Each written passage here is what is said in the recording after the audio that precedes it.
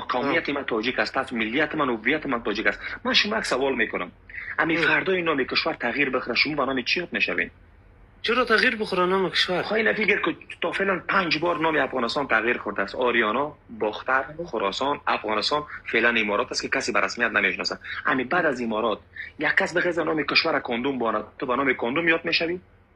ولی کوکی و مرد، کوکی و آدم که نام کشور را تغییر میبینی که اینمی چوکی افغانستان لینگی امام است. گوش کو، اینمی چوکی افغانستان ببین، گوش کو، من تاریخ خبر رو مطالعه میکنم.